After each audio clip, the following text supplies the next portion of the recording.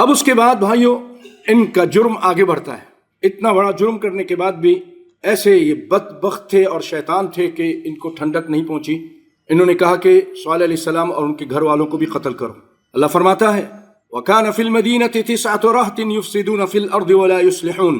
اس مدینے میں، اس شہر میں 9 آدمی ایسے تھے، 9 کا گروہ تھا، زمین پہ فساد کرتے تھے اور وہ اصلاح نہیں کرتے تھے. اور ان لوگوں نے کہا کہ ہم صالح علیہ السلام کو قتل کرتے ہیں.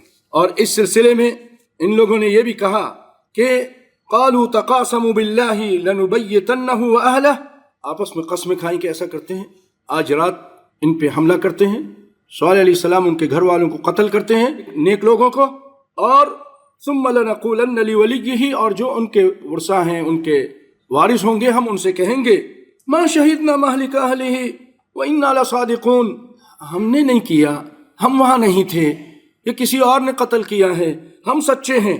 اللہ فرماتا ہے وَمَكَرُوا مَكْرًا وَمَكَرْنَا مَكْرًا وَهُمْ لَا يَشْعُرُونَ. انہوں نے مکر کیا، وَمَكَرْنَا مَكْرًا، ہم نے تدبیر کی، وَهُمْ لَا يَشْعُرُونَ، اور ان کو پتہ بھی نہیں چلا. اللہ اکبر.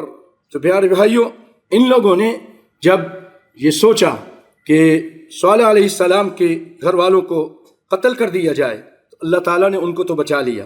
اور یہ جو بدبخت تھے 9، جیسا کہ ابن کثیر لکھتے ہیں ان اللہ تعالی ارسل علی اولئک النفر الذین قصدوا قتل صالح حجارۃ، جن لوگوں نے قتل کا ارادہ کیا تھا.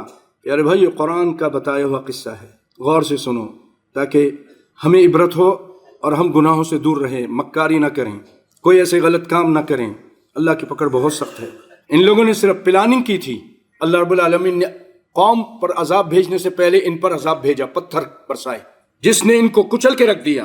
قوم سے پہلے ان کو اللہ نے عذاب کر دیا، ان بدبختوں کو جو 9 تھے.